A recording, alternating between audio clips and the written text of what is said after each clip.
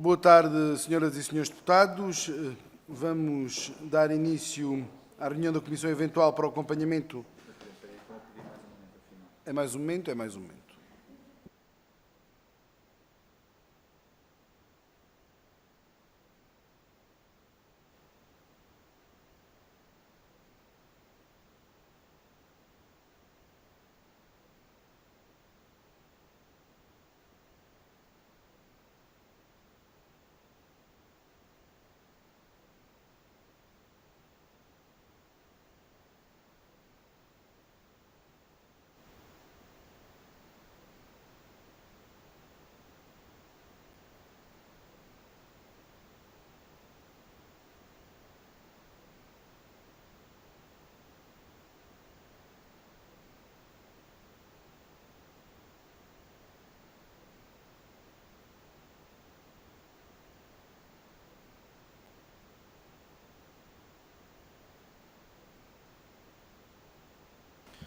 Muito boa tarde, senhoras e senhores deputados. Vamos dar início à reunião da Comissão Eventual para o acompanhamento da aplicação das medidas de resposta à pandemia da doença Covid-19 e do processo de recuperação económica e social. Temos hoje na ordem do dia a audição do Dr. José Manuel Boavida, Presidente da Direção da APDP, audição a requerimento do Grupo Parlamentar do Bloco de Esquerda, uma breve explicação sobre a metodologia de funcionamento desta comissão em sede de audição. Começamos com um período inicial de uma intervenção de 8 minutos do nosso convidado. Haverá uma primeira ronda em que cada grupo parlamentar tem direito a 4 minutos para colocar as questões que tiver a colocar, 12 minutos para resposta a estas mesmas questões. Seguir-se-á uma segunda ronda de 2 minutos por cada grupo parlamentar e termina o nosso convidado com um período de 6 minutos para resposta a essas mesmas questões. Posto isto, e sem mais delongas, dava a palavra ao Dr. José Manuel Boavida, a quem cumprimento de uma forma especial a sua participação nestes trabalhos desta comissão, para a intervenção inicial de 8 minutos. Senhor Doutor, por favor, a palavra é sua. Muito boa tarde. Muito obrigado, Sr. Presidente da Comissão Eventual para o acompanhamento da aplicação das medidas de resposta à pandemia da doença Covid-19.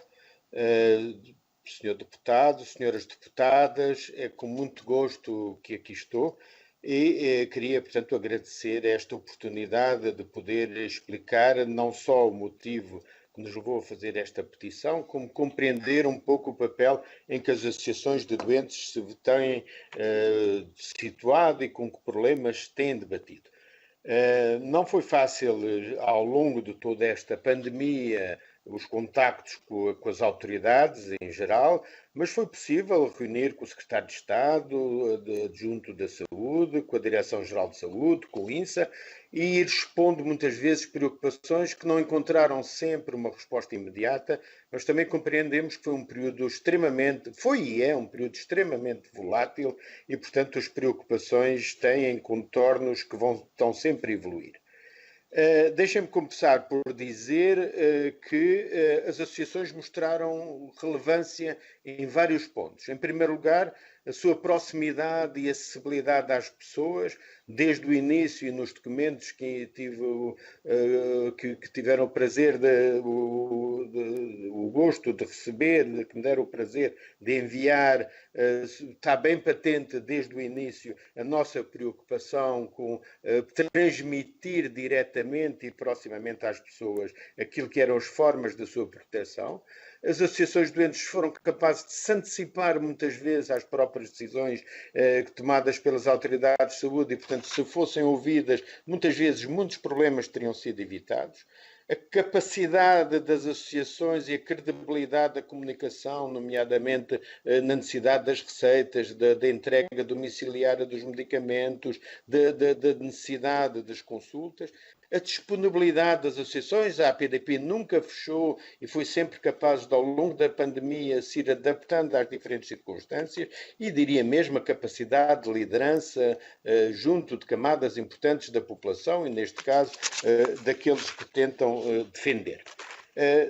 Deste podemos dar o exemplo da proteção individual que defendemos, da proteção no trabalho, e seguramente os seus deputados e as senhoras deputadas estarão relembrados de como a Assembleia da República reviu mensagens pouco claras e confusas sobre o dever especial de proteção, nomeadamente às pessoas com diabetes e a remodelação e a remodificação de uma lei que tinha sido aprovada. A proteção às escolas, fomos dos primeiros a pugnar pela abertura das escolas, encontrarmos espaços de segurança e dando confiança às crianças com diabetes e aos seus pais que era necessário integrá-los socialmente, e clarificação de mensagens contraditórias. Mas a questão da testagem foi realmente um problema que só neste momento começa a vermos as suas fronteiras, foi realmente um problema importante. Em setembro, a Associação iniciou a testagem de todos os seus funcionários quinzenal. Nunca tivemos qualquer apoio para esses testes e foram pagos. Pedimos à ARS, dado que era a maneira de darmos segurança e continuidade para que a Associação pudesse continuar a prestar os seus serviços e, portanto, isso permitiu que a Associação, pensamos nós, nunca tivesse tido um surto, tivemos casos de Covid isolados, nunca apanhados dentro da instituição, o que deu uma grande confiança aos profissionais. Em janeiro, fizemos o primeiro apelo para a generalização dos testes rápidos de antigênio contra interesses estabelecidos e que ainda se continuam a fazer sentir para a utilização de testes extremamente caros e que não demonstram a projeção da doença, mas antes o diagnóstico, e nós estamos mais preocupados com aquilo que é a divulgação da doença e a projeção da pandemia e, portanto, propusemos nessa altura uma estratégia, quer na petição, quer na carta ao Sr. Primeiro-Ministro, quer a minha presença no Conselho Nacional de Saúde, que também fez esse apelo, para que as estratégias fossem combinadas, estratégias de testagem nos surtos, estratégias de testagem nas populações que correm riscos, nomeadamente nas unidades de saúde, e, portanto, a APDP tem procurado ter acesso a testes para poder fazer regularmente a todas as pessoas que nos procuram e dar confiança às pessoas que nos procuram, e os autotestes que tardiamente foram vindo. E às vezes são situações como aquela que ocorre agora em Lisboa, que leva a que a própria Task Force se desenvolva e avance com o processo de testagem, e recebemos hoje mesmo testes pela primeira vez, 3.200 testes para podermos testar as pessoas que diariamente vêm à associação. Também no processo de vacinação, temos participado na Task Force, temos discutido com a Direção-Geral de Saúde fortemente por às vezes incompreensão daquilo que é a sensibilidade das pessoas e dos doentes, quando na primeira fase só quiseram falar de complicações e não disseram que 30% daquelas pessoas eram pessoas com diabetes, porque achavam que dava confusão, quando isso deu confusão ao contrário, e neste momento, depois de 3 reuniões muito duras com a senhora Diretora-Geral de Saúde e com os seus assessores e sob o patrocínio do seu secretário de Estado, chegámos a uma conclusão que claramente conseguiu hoje que a população com diabetes comece a ter segurança na vacinação e para a semana esperamos também na Associação começar a vacinar pessoas que estão fora do sistema, pessoas que não foram contatadas, pessoas que têm receio e que é no seu ambiente de proteção, que é neste momento, que pode ser várias instituições de saúde, e neste caso a APDP, claramente são importantes. Penso que isto mostra bem como podemos ser mais úteis na sociedade portuguesa, na luta contra a pandemia e mesmo, diria mais, depois na recuperação de tudo aquilo que ficar atrasado. Queria só dizer que temos tido um reconhecimento internacional extremamente grande. Temos 2 comunicados da Organização Mundial de Saúde a reconhecer o nosso trabalho. temos um reconhecimento da Non-Communicable Diseases Alliance a reconhecer o nosso trabalho e outras instituições internacionais, mas este reconhecimento nem sempre se faz a nível nacional e é muitas vezes vindo sob pressão e sobre necessidade das situações. Há dificuldades que temos e este reconhecimento nacional penso que é obrigatório.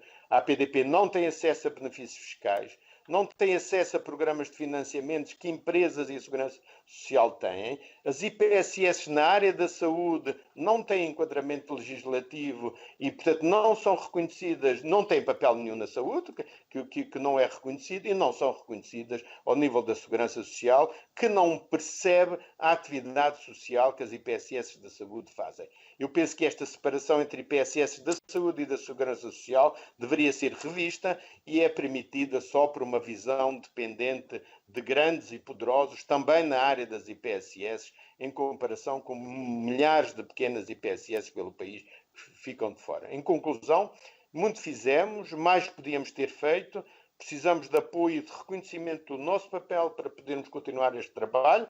Contem connosco, porque nós temos uma missão a cumprir e essa é a defesa de um setor extremamente importante da população portuguesa, cerca de 15% da população portuguesa que tem diabetes, com os seus familiares e com a população em risco, são mais de 4 milhões de pessoas que têm a ver com a diabetes e para os quais penso que podemos ser úteis, se assim formos reconhecidos e apoiados para levar a cabo este trabalho. Muito obrigado. Muito obrigado, Sr. Doutor. Damos então início à primeira ronda e começamos pelo requerente, Grupo Parlamentar do Bloco de Esquerda. Sr. Deputado Moisés Ferreira, por favor, 4 minutos. Muito obrigado, Sr. Presidente, Srs. e Srs. Deputados. Cumprimentar o Dr. José Manuel Boavida e agradecer a presença e a disponibilidade para estar aqui. O Bloco de Esquerda requereu esta audição porque a APDP é uma das subscritoras, a principal, a encabeçar, de uma petição a apelar para a generalização dos testes rápidos de antigénio como forma de controlar a pandemia Covid-19, como forma de estarmos à frente do vírus e não andar sempre a correr atrás dele.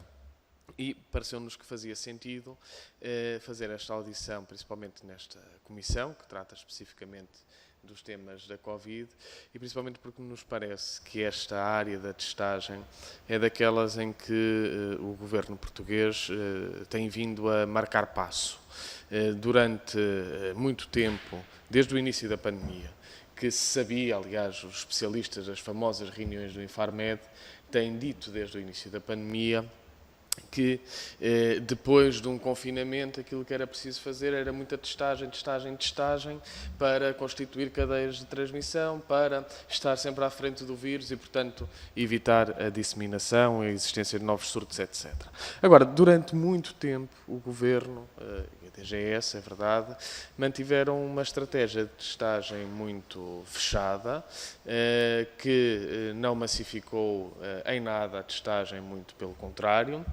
Só recentemente é que até alguns contactos de alto risco eram logo indicados, ou familiares de contactos de alto risco, melhor dizendo, eram indicados para testagem. Portanto, durante muito tempo esteve-se aqui sem generalizar essa testagem. É verdade que, por exemplo, agora depois do segundo desconfinamento, com o regresso presencial das aulas, principalmente no ensino secundário e também no superior, houve 2 ou 3 dias em que houve uma testagem diária significativa, mas também é verdade que depois disso os valores diários voltaram a cair significativamente e voltaram a cair para valores muito próximos daquilo que estava a ser feito quando o país estava em confinamento. O que é um bocadinho estranho, agora que estamos já num desconfinamento, não pleno, mas, enfim, já num estádio avançado do desconfinamento, nós estarmos com uma média diária de testagem que é quase igual àquela que existia quando o país estava confinado. E parece que agora, só com a possibilidade ou a existência, melhor, com o aumento de incidência no Conselho de Lisboa e a possibilidade disso fazer provavelmente regredir o Conselho naquilo que são as etapas de desconfinamento, é que parece que novamente se reativou a ideia de que é preciso fazer testes. Portanto, nós até já nesta mesma comissão ouvimos há umas semanas atrás o coordenador da Task Force do plano de testagem apresentar aquilo que é o plano para a testagem, mas uma coisa é o plano, outra coisa é a concretização. E realmente nós temos visto durante esta pandemia que isto são dimensões completamente diferentes. O plano pode estar bem desenhado, a verdade é que do ponto de vista de concretização a testagem continua a ser um calcanhar de Aquiles. E aquilo que nós esperamos é aquilo que o Dr. José Manuel Boavida disse agora, enfim, de pela primeira vez parece estarem a chegar testes às associações, para as associações fazerem testagem junto das pessoas que acompanham, etc. Esperamos que não seja mais um epifenómeno só para responder a um aumento de incidência no Concelho de Lisboa, mas que isto seja uma regra e um procedimento a adotar até que a pandemia seja debelada. E, portanto, aquilo que eu gostava de perguntar, e para terminar esta intervenção, é, na opinião dos e das associações subscritoras desta petição, que apelam a uma testagem massiva, o que consideram que deveria ser as medidas a tomar, medidas permanentes, não é só para responder agora a um caso de incidência ou de aumento de incidência, medidas permanentes a tomar até ao final da pandemia. E qual é a avaliação que fazem, enfim, da estratégia de testagem que tem sido tomada até agora e da concretização do plano de testagem que já foi apresentado aqui nesta Comissão e na Assembleia da República. Muito obrigado. Muito obrigado, Sr. Deputado. Passo a palavra à Sra. Deputada Cláudia Bento, Grupo Parlamentar do PSD, por favor. 4 minutos. Obrigada, Sr. Presidente. Senhoras e Senhores Deputados, cumprimento o Dr. José Boavida e agradeço-lhe a sua disponibilidade para estar aqui presente e a exposição inicial que efetuou. Fazendo um breve enquadramento, a Associação Protetora dos Diabéticos de Portugal lançou uma petição pelo acesso generalizado aos testes rápidos de antigénio para a população portuguesa como estratégia de controle da pandemia da Covid-19. Ainda no dia 15 de março de 2021, o Dr. José Boavida, embora tenha congratulado as medidas contempladas na Portaria número 56 de 2021 sobre o sistema da testagem proposto, também considerou, e passo a citar, o sistema de testagem proposto hoje é uma solução tímida e sem garantias da continuidade. Continuamos a considerar que é necessário existir um plano global de testagem com medidas interligadas como parte do plano de desconfinamento. Para a Associação Protetora dos Diabéticos de Portugal, é importante testar não só em massa, mas também de uma forma regular. E de uma forma geral, existe vontade das pessoas em quererem defender-se, em proteger-se autonomamente e em quererem ser testadas. Esta testagem já se encontra implementada em vários países a nível europeu e posso dar alguns exemplos. A Alemanha, onde o Governo facilitou o acesso dos testes rápidos à população. Na Suíça são fornecidos à população 5 testes rápidos por mês. Na Inglaterra, 2 por semana. Na Alemanha, 1 por semana. Também a Comissão Europeia recomenda aos Estados-membros o alargamento do uso dos testes rápidos de antigénio para conter a propagação da Covid-19. E, em Portugal, se realmente o Governo cumprisse o plano com que se comprometeu a quando anunciou o desconfinamento, a nossa testagem era diferente à que se encontra atualmente. E, nesse sentido, o Grupo Parlamentar do Partido Social Democrata também requeriu o coordenador da Task Force para compreender e para saber como é que está a decorrer este plano de testagem e a sua implementação. Deste modo, gostaria de deixar aqui 2 questões. Gostaria de saber para si, para o Dr. Ju, quais são, no seu entender, as principais limitações ao plano de testagem. Os eixos do plano incluem testagem dirigida, programada, generalizada e pergunto se tem conhecimento que na prática este plano esteja ou não a ser executado. Segundo ponto da intervenção, embora não esteja diretamente relacionado com os testes de antigénio rápido, gostaria que nos elucidasse relativamente a estas 2 questões. Segundo um comunicado da Associação Protetora dos Diabéticos, cerca de 30% a 40% dos diabéticos foram considerados prioritários na primeira fase da vacinação contra a Covid-19. Neste momento em que estamos já a vacinar na segunda fase e a caminhar para a terceira, quase a incluir os menores de 30 e 40 anos sem patologias, seria de esperar que todos os diabéticos com idade igual ou superior a 16 anos já estivessem vacinados, tal como previsto na norma da Direção-Geral de Saúde, campanha de vacinação contra a Covid-19. Estamos-nos a aproximar dessa deadline e, deste modo, gostaria de questionar se todo este grupo de doentes está ou não vacinado e, se não, quantos faltam por vacinar. A possibilidade de vacinar crianças entre os 12 e os 15 anos também já foi testada por laboratórios e está a ser ponderada pela União Europeia e agências reguladoras. A FDA considerou que a vacinação com a Pfizer é segura.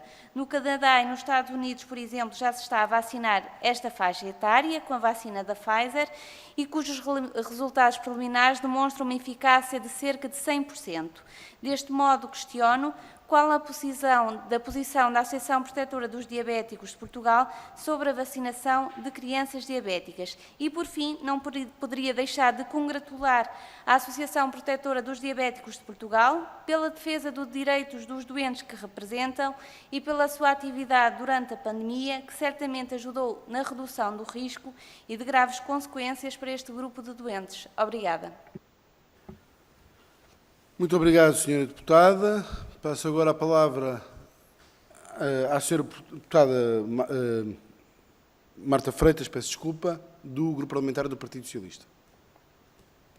Obrigada, Sra. Presidente. Cumprimento o Sr.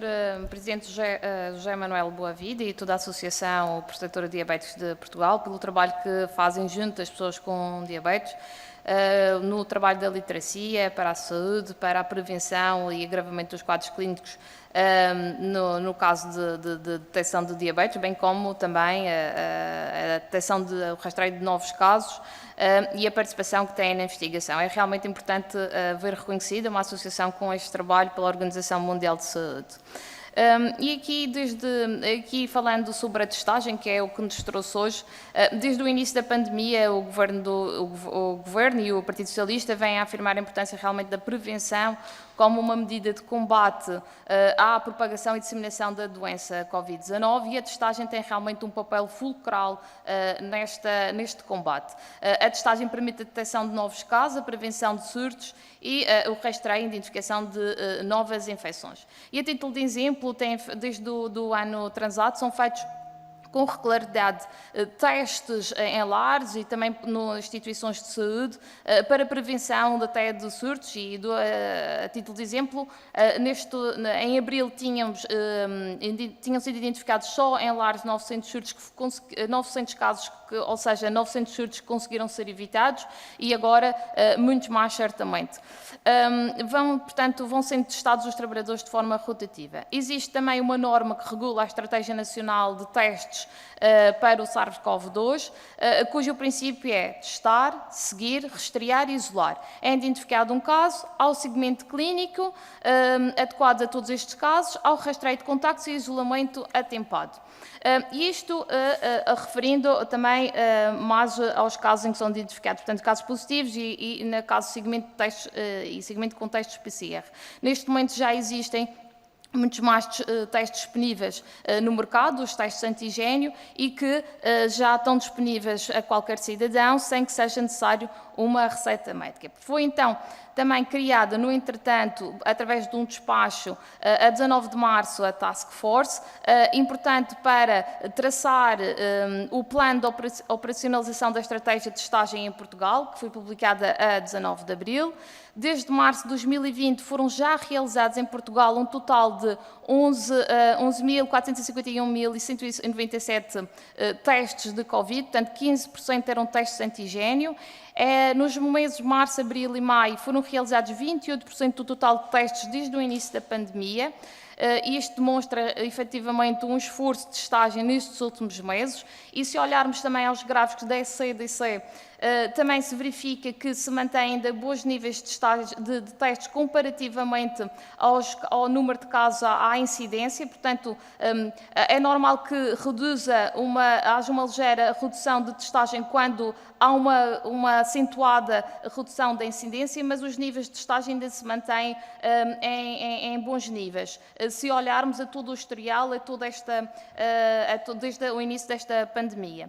Também houve investimento nos laboratórios públicos para reforço dos equipamentos, reagentes e infraestruturas, aspecto essencial para que se possa cada vez haver mais testagem e, portanto, haver de forma mais rápida a detecção de novos casos. E buscando novamente esta questão do plano de testagem, já esteve cá presente o coordenador da Task Force, o Dr. Fernando de Almeida, que esteve em audição e a requerimento do Partido Socialista, que teve a oportunidade de apresentar o plano e a vontade de fazer esta testagem de forma massiva, realizada nos vários contextos, para a rápida identificação dos casos. E este plano segue 3 eixos, portanto, há a testagem dirigida, a testagem programada e a testagem generalizada.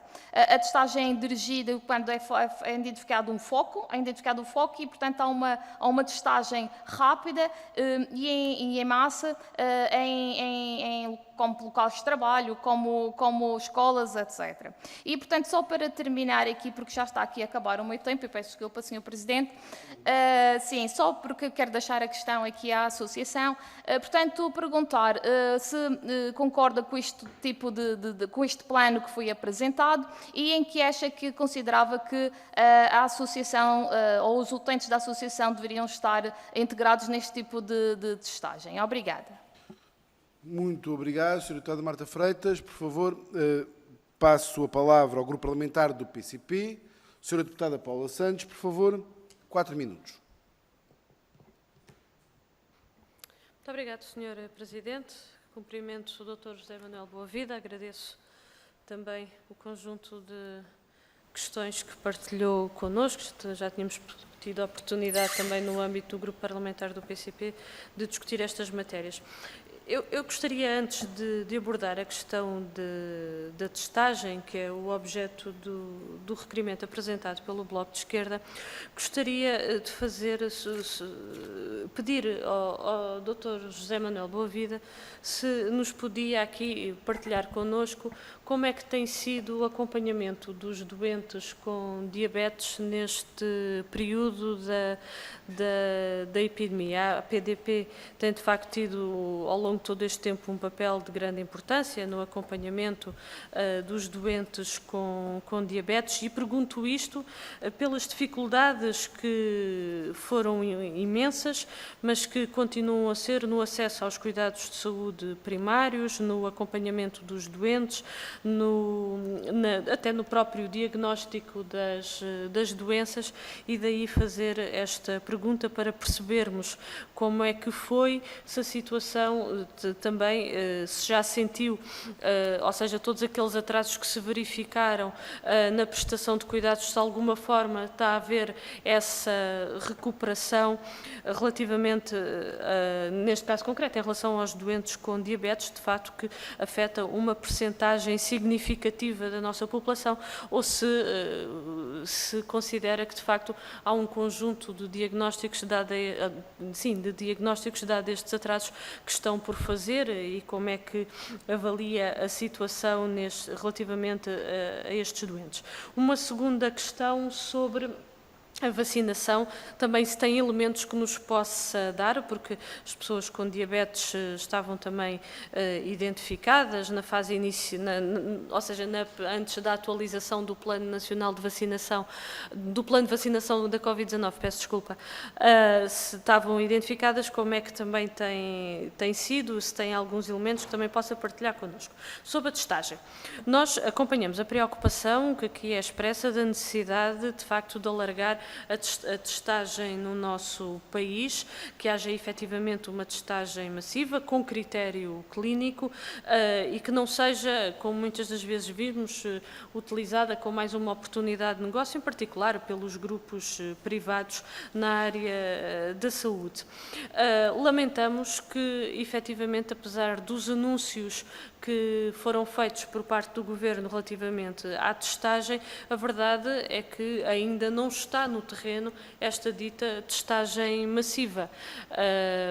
E esse é um aspecto que nos preocupa, porque dos anúncios à prática, de facto, vai aqui uma longa testagem e sabemos como a testagem é importante para identificar mais cedo os casos, para identificar mais cedo os surtos, para quebrar cadeias de transmissão, tem aqui, de facto, um aspecto de grande importância. Mas insistimos nisto, sempre, obviamente, com um critério clínico para que, no plano da saúde, de facto, haja aqui uma mais-valia relativamente a esta matéria. Aproveito também a oportunidade para referir que, no quadro das várias iniciativas e propostas que o PCP tem feito relativamente na área da saúde, apresentámos uma proposta no sentido de que, por exemplo, houvesse uma distribuição gratuita dos autotestes nos centros de saúde, exatamente com este objetivo, de poder generalizar e, de certa forma, poder alargar a testagem à nossa população e, desta forma, também ser um dos instrumentos,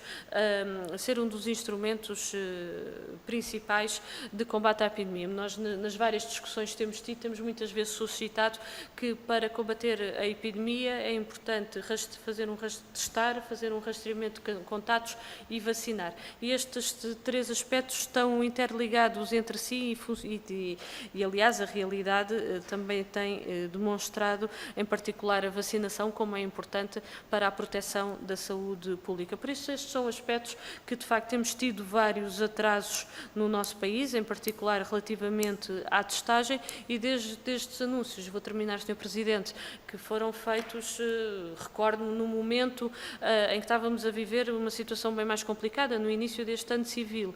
Em janeiro, estamos em maio e a verdade é que já passaram 4 meses e avançou a testagem nas escolas, é certo, mas de facto ainda há muito por fazer relativamente a esta matéria. Muito obrigada.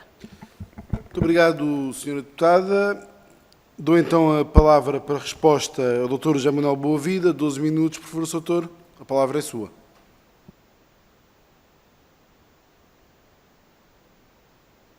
Muito obrigado pelas questões que me colocaram e que levantam aspectos realmente muito relevantes.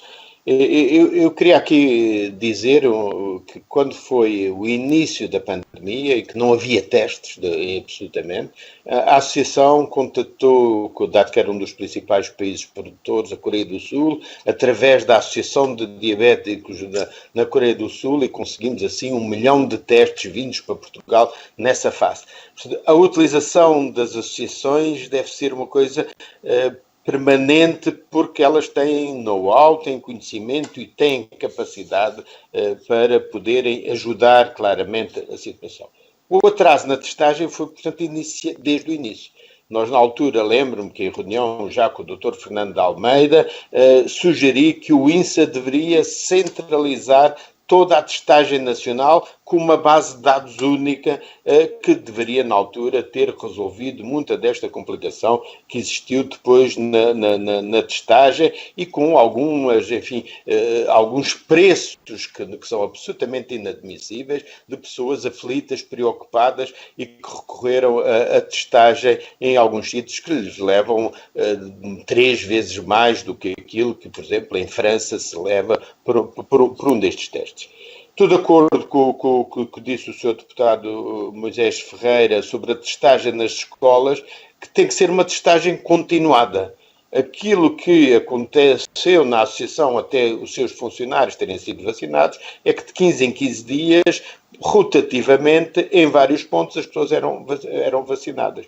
Nesse mesmo sentido, eu me dirigi à Assembleia da República, comunicando nossa experiência e falando com o gabinete do Sr. Presidente porque é que os deputados não faziam, para exemplo do país, a testagem rotativa, quinzenal ou aquilo que acordassem. E começaram a fazer, só que não lhe deram publicidade. E isso é que era importante, era dizer que estas experiências deveriam ser divulgadas e deveriam ser alargadas, porque claramente as boas práticas é uma das melhores formas de convencermos aquilo que é necessário fazer. E, portanto, aquilo que é necessário fazer nas escolas não é um teste e está feito, é haver uma rotatividade, uma permanência de testes. Aquilo que se faz em Inglaterra, por exemplo, é que na própria sala de aula se faz o teste. Esta história de centralizarem equipas, de complicarmos o sistema, é tudo muito bonito, é tudo muito perfeito, mas a perfeição é, nestas alturas, inimiga da eficiência e da capacidade de comprometer as próprias pessoas neste processo. E, portanto, eu penso que a testagem deve aumentar, claramente, ela não tem sido feita. Os espetáculos, nomeadamente, por exemplo, no Sporting, deveria ter havido postos de testagem nas ruas, em que as pessoas pudessem dirigir aqueles locais sempre que... E com grandes campanhas. Eu ainda não consegui perceber o papel da Task Force da comunicação. Grandes campanhas dizendo, sente isto, sente aquilo, teve um contacto, dirija-se a um posto. Eu penso que a estratégia das farmácias, por exemplo, para a associação não serviu. Nós temos o acordo com a Câmara de Lisboa, mas depois a Câmara da Amadora ou a Câmara de Odivelas não querem fazer acordo connosco porque estamos situados em Lisboa e, portanto, temos um número mínimo de pessoas que testamos através desse acordo. E eu penso que deveria ser muito mais juntas de freguesia, mercados, postos públicos, onde postos de testagem poderiam ser feitos permanentemente e poderiam ter um impacto muito maior. Em relação ao que a senhora deputada do PSD referiu, e portanto, claramente este processo de testagem penso que acordou agora, embora ele estivesse teoricamente bem feito, e como a maior parte destas situações não existem grandes divergências quando abordamos o problema, como o Sr. Deputado do Bloco também dizia, logo nas primeiras reuniões do Infarmed, estas questões foram colocadas. O problema é como desenvolvê-las, como dar autonomia e descentralização para que elas possam concretizar. E, portanto, o processo não está a ser executado, mas poderá rapidamente pôr-se em marcha e é essa a nossa grande preocupação. Sobre a questão da vacinação que me falou, sobre o problema dos 30% a 40% na primeira fase, realmente, quando se fala de insuficiência renal, 40% são pessoas com diabetes, quando se fala de infarto do miocárdio, 30% são pessoas com diabetes, quando se fala de insuficiência cardíaca, 40% são pessoas com diabetes, quando se fala de insuficiência respiratória, 20% são pessoas com diabetes. Portanto, a diabetes não entrava por si própria, entrava pelas complicações que ela própria provocava. E isto era preciso dizer às pessoas, porque as pessoas não pensam que têm uma insuficiência renal, as pessoas pensam, eu tenho uma diabetes, porque estávamos a falar, enfim, ainda de insuficiências renais de grau ligeiro, que era a insuficiência renal de grau 3. Para que estas pessoas todas, e principalmente as do segundo grupo, agora da segunda fase, sejam vacinadas, temos pedido à Direção-Geral de Saúde, às ARS, que façam um apelo aos médicos de família e um apelo aos médicos hospitalares para inscreverem as pessoas com diabetes na listagem, na PEM, que é normalmente o processo que se utiliza para essa listagem. Porque senão as pessoas não são chamadas e, portanto, começa a haver algumas pessoas que ficam de fora. Porque houve uma abordagem na nossa presença da Task Force sobre a possibilidade da realização de vacinas. Ontem mesmo fizemos um comunicado pedindo às pessoas que não estão nem vacinadas, nem programadas para ser vacinadas, para se manifestarem. E só ontem à tarde recebemos 5.000 manifestações. Hoje continuamos de pessoas que não foram vacinadas. Hoje continuamos a receber apelos, por exemplo, do Alentejo, se podem divulgar também. Obviamente nós não temos capacidade, mas isto pode servir de alerta, que é para que os médicos possam fazer esse papel. Temos em Lisboa um problema mais complicado e foi por isso que acedemos a avançar e com muita vontade a esta mesma vacinação para podermos responder às pessoas sem médico de família que se situam principalmente na Grande Lisboa, onde também se situa a maior parte das pessoas que ocorrem à PDP. Sobre a vacinação das crianças, eu penso que é um processo que virá. Hoje em dia, não só aquilo que a senhora deputada já disse, mas já há indicação para que as mulheres que estão a amamentar sejam vacinadas e já há avaliação das crianças, portanto, que estão a amamentar, que estão a ser amamentadas por mulheres vacinadas, e já se mostrou o aumento de anticorpos nessas mesmas crianças sem nenhum efeito deletério. E, portanto, quer esse processo, quer o processo de aceitação da vacina nas grávidas. Penso que, juntamente com aqueles estudos que a senhora deputada avançou de maiores de 12 anos, nos colocam claramente nesse processo. Já em várias reuniões, nomeadamente no Conselho Nacional de Saúde, disse que o Covid vai ser um pouco como é o sarampo. O sarampo não é uma doença perigosa para as crianças, é essencialmente uma doença perigosa para os adultos. E a nossa grande preocupação de vacinar as crianças com sarampo é evitar que essa doença se propague aos adultos. E provavelmente com o Covid vamos ter um processo muito semelhante em que a vacinação das crianças vai ser fundamental para podermos parar a pandemia ou a endemia que se vai seguir a esta mesma fase. Em relação à senhora deputada Marta Freitas, penso que realmente aquilo que neste momento a Associação pretende, ao incluir-se no processo de vacinação, é pedir a todas as pessoas que não estão vacinadas e que vêm à Associação para fazerem o teste. E penso que isto são práticas que são generalizáveis. Nos hospitais, inicialmente, havia poucos testes e era já difícil de perceber porque é que não se vacinavam, não se testavam os profissionais de saúde regularmente, mas hoje os centros de saúde, não sei se provavelmente têm conhecimento da relutância de muitos centros de saúde abrirem, porque têm ainda receio. E a única forma de dar confiança às pessoas é dar acesso aos testes com regularidade e dar acesso às pessoas que visitam. E está previsto no programa o acesso nas unidades de saúde, que eu penso que é absolutamente fundamental, para além das empresas, para além dos espetáculos, para além dos agrupamentos, todos os ajuntamentos de pessoas, penso que são absolutamente fundamentais e, portanto, do ponto de vista da Associação, estamos com inteira disponibilidade para colaborar dentro dos nossos esforços. Neste momento, queremos é criar dentro das instituições, como a Associação e das outras associações, um espaço de segurança onde as pessoas se sintam confortáveis, se sintam que conseguem vencer o medo, que é um dos grandes problemas no combate à pandemia e na consciencialização do papel que elas próprias podem ter na sua defesa, sem se limitarem na integração social, na integração de trabalho, no convívio e no seu bem-estar, que é aquilo que todos procuramos. Quanto às palavras da senhora deputada Paula Santos, são extremamente relevantes os aspectos que falou, porque realmente, durante um ano, a maior parte das pessoas com diabetes foram seguidas através de chamadas telefónicas. Penso que o grande avanço que houve na possibilidade de entrega de envio de receitas, de entrega da medicação, evitou que houvesse um risco maior. Mas há aqui uma questão que é absolutamente fundamental e na qual eu também apelava a esta Comissão e à Comissão de Saúde em particular, que é o acesso aos dados.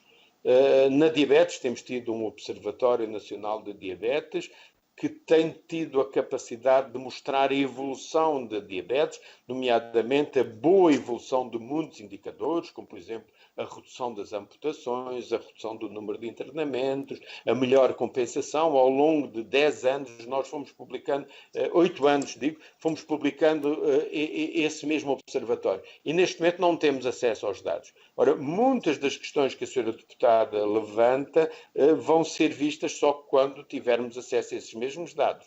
O atraso no rastreio do pé diabético, o que é que provocou? Neste momento temos já os dados de abril e maio que mostra que há uma recuperação, mas o problema é que não basta olharmos para o número de consultas ou o número de cirurgias, temos que ver os resultados disso. esta nova recuperação de observações do pé, o que é que mostrou? Agravamentos, mais feridas, mais amputações.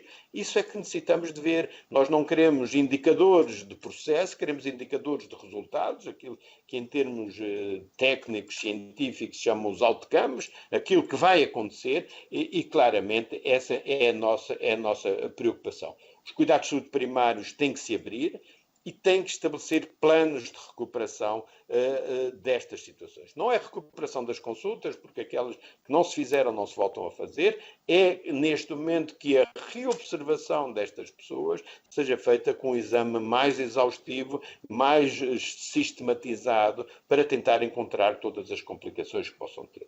O atraso dos rastreios, nomeadamente da retinopatia diabética, pode ter consequências graves.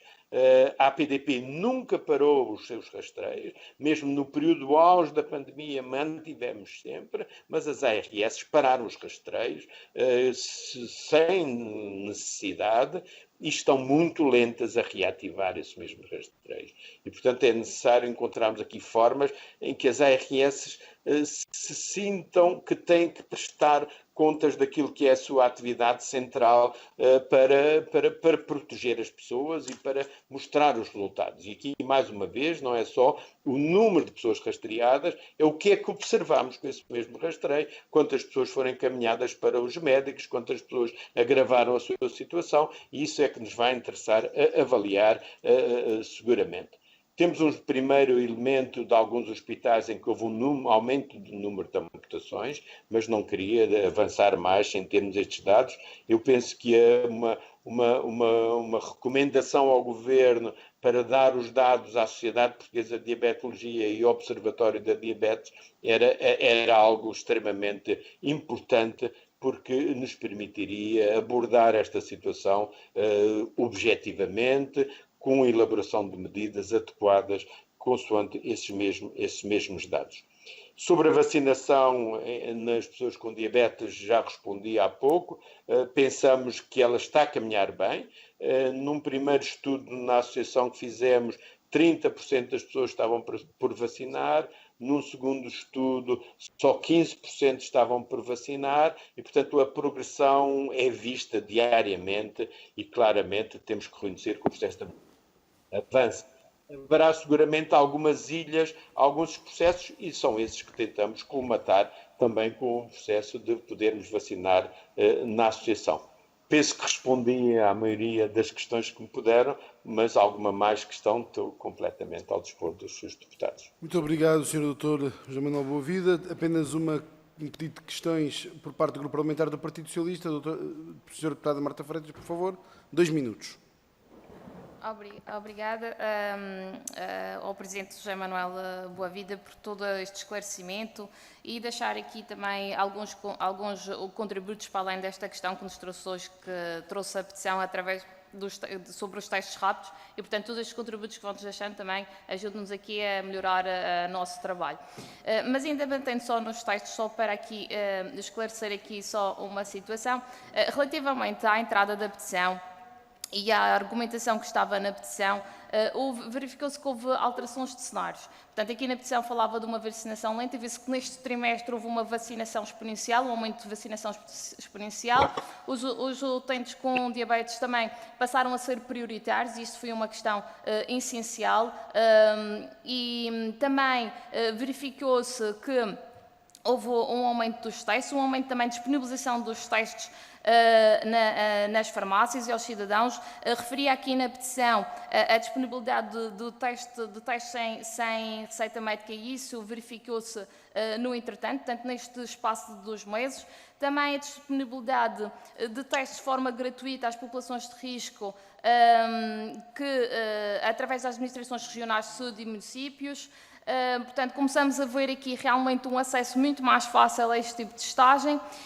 Também no Parlamento Europeu já se fala em acesso gratuito aos Estados-membros dos testes PCR. Também houve investimento agora, uma aprovação do Conselho Europeu nestes testes. Portanto, se acredita que tal como se verificou na vacinação, uma dinâmica de prioridades e também um acesso à vacinação ainda mais rápido. Agora prevê-se a vacinação antecipada à data prevista de pessoas jovens, dos 30 aos 40 anos, agora em junho. Portanto, verificou-se aqui cenários mais favoráveis do que inicialmente tínhamos previsto. Se acredita que também na testagem também haverá essa mesma velocidade, à medida que também são produzidos e são acessíveis muitos mais testes, e se deverão ou não ser cumpridos os critérios que são estabelecidos pela Task Force para que salvaguarde e proteja aqueles grupos que são de maior risco e que poderão estar em maior vulnerabilidade.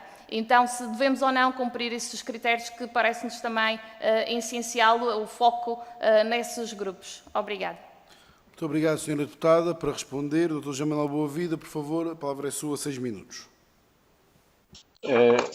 Muito obrigado, Sra. Deputada. Claramente que digo que sim, que o mundo continua a rodar, infelizmente, e muitas destas soluções que vêm sendo apresentadas, primeiro aparecem como meras hipóteses e depois a pouco e pouco vão se concretizando. O problema é que perante uma pandemia as respostas têm que ser mais urgentes e é daí esta pressão que fazemos numa perspectiva de diálogo e numa perspectiva construtiva de encontrar soluções. Repare que a petição foi feita a 10 de março e, portanto, passaram-se 2 meses e claramente quando a Task Force é criada a 19 de março, pensamos que a própria petição teve algum papel nesse sentido. Nesse sentido é positivo que o tenha feito, como é positivo que vamos apontando estas necessidades múltiplas. E eu penso que ainda há que aprofundar este trabalho. Quando anteontem o Dr. Fernando Almeida, com esta situação em Lisboa, finalmente acedeu a um pedido meu de março, antes dele ser constituída a Task Force, ele pediu-me para falar com ele e para poder, enfim, explicar as minhas ideias e tivemos um largo consenso, porque teoricamente não há grandes divergências. O problema aqui é a agilidade com que isso se faz e, obviamente, não é da Task Force em si, é das organizações, nomeadamente das unidades de saúde e do papel que as ARS não têm tido. E eu foco muito aqui porque se houver maior autonomia das unidades de saúde, as unidades de saúde vão começar a testar não só interligação entre a saúde pública e os cuidados primários. Eu sou muito contra que a saúde pública não esteja integrada nos cuidados primários, porque claramente perde a noção da sua raiz e da sua forma de penetração na população. E, portanto, aí, claramente que, se isso acontecer, as unidades de saúde vão começar a disponibilizar, as unidades de cuidados de proximidade vão começar a ter outra capacidade e aproveitarem, articularem-se. A saúde tem que sair das suas paredes, tem que acreditar que as instituições, as autarquias, as sociedades, as organizações da sociedade civil podem ser ótimos colaboradores. Tem o exemplo da colaboração nos testes da SIDA, em que muitas ONGs o praticam. Também aqui podem ser chamadas muitas organizações a distribuírem nas carrinhas que fazem o teste da SIDA, porque é que não de fazer o teste do Covid, e, portanto, alargarmos esta capacidade e, principalmente, em setores onde as pessoas têm receio de serem estigmatizadas, têm receio de perder o seu trabalho, têm receio de poderem ter complicações socialmente e, portanto, não queremos, e psicologicamente, e, portanto, queremos encontrar todas as condições para poder oferecer uma forma fácil e aceitável para essas pessoas. E isto penso que a sociedade civil tem muito a dar e poderá ajudar muito o Serviço Nacional de Saúde, a Proteção Civil. Eu tenho sempre defendido que a Proteção Civil devia ter um papel predominante de intervenção direta, obviamente com a colaboração da saúde, e nem sempre isso se fez, e isso muitas vezes criou atrasos na intervenção da saúde, porque a saúde não tem os instrumentos necessários de intervenção ao nível que a Proteção Civil o tem. Aquilo que me parece, do ponto de vista da testagem é que estamos no bom caminho, mas ele tem que ser acelerado e penso que, às vezes, más notícias acabam por acelerar boas soluções. E penso que aquilo que está a acontecer neste momento em Lisboa vai obrigar-nos a encontrarmos essas mesmas soluções, mas que obviamente tem que se estender a todo o país, como ainda ontem se percebeu em relação à vacinação das pessoas de 30 a 40 anos. Não queremos que depois de Lisboa venha ao Porto, ou depois do Porto venha Braga, e portanto andarmos a repetir estes mesmos surtos. É por isso que as boas práticas devem ser avaliadas, divulgadas, para se poderem generalizar. Não vivemos em ilhas, vivemos num mundo cada vez mais integrado, com ligações tremendas, permanentes entre as pessoas, não só nacionais como também internacionais, e, portanto, tudo aquilo que são as boas práticas no sítio devem alargar-se claramente. E aqui penso que a confiança no cidadão, confiança nas suas organizações, a confiança nos seus profissionais descentralizados, autarquias, profissionais de saúde, proteção civil, é a boa forma. Não podemos ter um Estado muito centralizado que se torna muito pesado para se poder mexer e incapaz de dar resposta.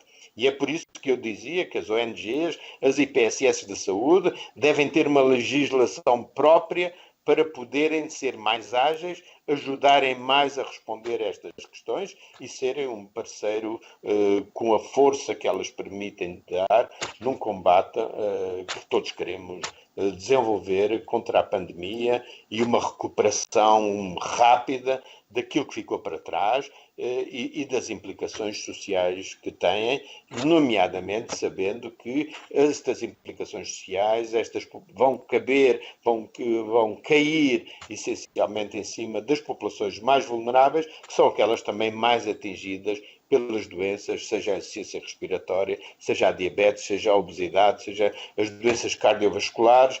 Todos os estudos em Portugal demonstram que elas são mais prevalentes nas pessoas com menor salário, com menor escolaridade, com maior isolamento e, portanto, é a elas também que temos que chegar de outra forma. E a saúde e a visão social a saúde deve estar integrada numa visão social de apoio às pessoas, uma visão muito mais integrada que vimos a defender e que defendemos, por exemplo, durante a cimeira social que realizou no Porto. Tentámos várias vezes introduzir o tema da saúde no combate à pobreza, porque obviamente a própria falta de saúde é também um elemento de contribuição para a pobreza. Penso que temos que observar os fenómenos um por um, mas depois temos que ter uma visão global de toda a sociedade, de todos os seus problemas, para podermos conseguir um melhor bem-estar da população portuguesa e uma melhor saúde e uma melhor condição para todos os portugueses. Muito obrigado, Sr. Doutor. Agradeço-lhe em especial a si o seu contributo relativamente aos trabalhos desta Comissão. Às senhoras e aos senhores deputados também o meu agradecimento. Resta-me manifestar também a disponibilidade do Parlamento, da Assembleia da República e em especial desta Comissão para os trabalhos que a vossa Associação deseja desenvolver e, portanto, manifestando essa disponibilidade relativamente à questão concreta relativa à pandemia de Covid-19, também manifesto essa disponibilidade quanto às demais questões. Muito obrigado e até uma próxima.